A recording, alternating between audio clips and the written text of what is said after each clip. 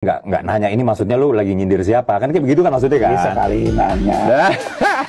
Halo semuanya, selamat pagi teman-teman. Semoga teman-teman semua selalu di dalam keadaan sehat ya. Ya, pada video kali ini saya mau mengajak nih teman-teman menyaksikan bagaimana Dedek Prayudi PSI ini ya hanya bisa cengar-cengir dan tertawa, tidak mampu menjawab pertanyaan kritis dari Pandji Pragiwaksono. Pandji ini menurut saya sangat baik ya dalam memperkarakan dinasti. Tidak lelah-lelahnya dia terus menyuarakan perlawanan terhadap dinasti. Itu ya teman-teman, walaupun dari sisi negara yang dikritik terus melakukan dinasti, tidak takut, tidak malu ya teman-teman. Nah, kita akan simak bagaimana Dedek Prayudi ini akan dibungkam ya teman-teman dengan pertanyaan-pertanyaan tajam dari Pandji Pragiwaksono ya teman-teman. Kita simak videonya bareng-bareng. Raja Juli Antoni lagi ngomongin politik dinasti yang seperti apa. Kalau dari dulu dan sekarang memang selalu ada proses elektoral. Lalu kenapa pada masa itu dia bilang merusak demokrasi? Kan sama. Dulu juga orang bisa berpolitik dinasti lewat dipilih, sekarang juga dipilih. Terus what was he talking about? Itu gua nggak bisa jawab. Come on. Itu gua nggak bisa jawab. Okay, come on. You do know. Serius. Itu gua nggak bisa jawab. Kenapa? Bahkan sorry, lu tekan lu ini. Gua mau. Sorry. Ya, giliran gue. Oke, biar gue nyet. Kenapa gua nggak bisa jawab? Mungkin saat itu kalau nggak salah beritanya tahun 2017 ya, artikelnya. Mungkin. 2017 apa 18 ya? Iya, zaman PSI masih baru lah intinya. Iya, saat itu gue belum bergabung di PSI. Jadi gue nggak menanyakan ke RJA. Gue manggilnya RJA ya. Emang lu nggak pernah ketemu sama RJA? Ya ketemu, cuma kan nggak nanya ini maksudnya lu lagi nyindir siapa, kan kayak begitu kan maksudnya kan? Sekali nanya.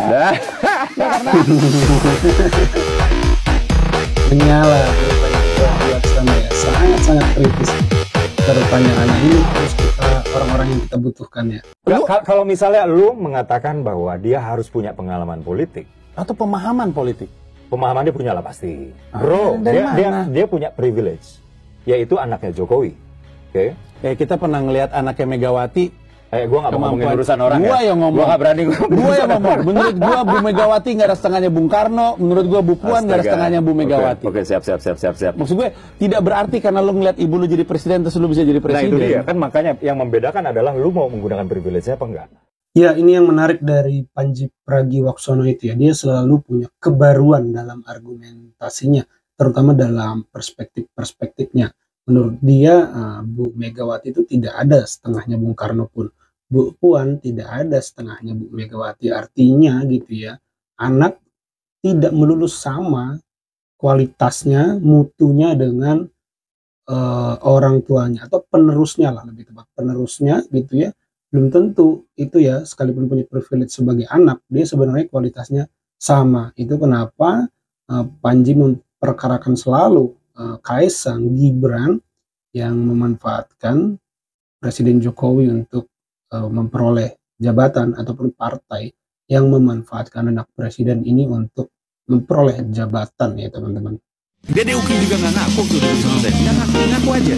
Ya emang kami sih naruh Pak Kaisang jadi ketua umum karena dia anaknya presiden. Ngaku aja. Masalahnya enggak. Kalau ngaku mungkin saya akan berarti oke, selesai sampai situ. Jadi Indonesia tahu bahwa ada sebuah partai politik yang merupakan instrumen penting dalam demokrasi. Memang menggunakan anak seorang presiden untuk urusan strategis gitu. Untuk narik suara dan segala macamnya. Ngaku aja. Tapi selama mereka terus ngeles, ya saya cecer dong. Cecer dong. Katanya, ya kan tapi kan dia pengusaha. Banyak pengusaha di Indonesia nggak lu pakai jadi ketua umum. Pengusaha banyak di Indonesia. Ada pengusaha yang sekolahnya political science. Coach Justin juga pengusaha. Coach Justin, pengusaha media dia. Pengusaha media di Belanda kuliahnya political science. Mana ada PSI pakai Coach Justin sebagai ketua umum? Enggak kan, karena bapaknya bukan presiden. Ngaku aja. Ngaku aja biar rakyat Indonesia tahu. Oh gitu PSI. Ayo udah kalau kita ngerti sekarang. Udah selesai. Repot gue ini. Ya kan. Tolol lah, baiklah. Goblok. Buruan ngentot dan white tolol. Mantap Bung Pandji ya. Saat ini kan banyak sekali orang yang kadang tuh ingin mengeluarkan pendapat tapi takut disomasi atau nanti dilaporkan. Nah itu gimana menurut Anda? Jadi salah satunya nih, lu kayaknya berani ngomong tapi nggak berani berbuat. Ini somasi dari gua ke lu. Sehingga? lu tahu sendiri kan, orang yang namanya belakangnya Ji biasanya berani maju loh. Nggak, asumsinya karena berani bersuara harusnya maju gitu. Iya dong. Maju Bang, ke politik. gua ngerasa itu curang. Kalau setiap orang yang berisik di luar dibawa ke dalam, yang berisik di dalam semua siapa yang mau ngegonggong? Enak dong yang di dalam hening karena yang berisik di luar pada masuk ke dalam. Saya tugasnya ngegonggong, Semi tugasnya ngegonggong, kami tempatnya di luar. Setiap kali orang ramai dibawa ke dalam adalah usaha untuk membuat luar terasa hening. Hening tuh nggak selamanya damai, hening tuh kadang mencekam. Wah, ini Pak Tejo punya. Iya, betul ya. Ini konsep yang baru lagi. Hening tuh nggak selalu damai, bisa jadi pembungkaman, ya, upaya membungkam dengan halus sehingga hening, padahal sejatinya situasinya mencekam karena orang-orang yang kritis dibawa ke dalam. Ini menariknya, Panji, menurut saya dia berdebat atau berargumentasi itu di ranah konsepnya ya teman-teman. Jadi kita nggak hanya membicarakan si A si B itu hanya sebagai kasus, contoh kasus, studi kasus, tapi sejatinya Panji itu membawa perdebatan itu pada level-level konsep ya teman-teman. Jadi sangat menarik.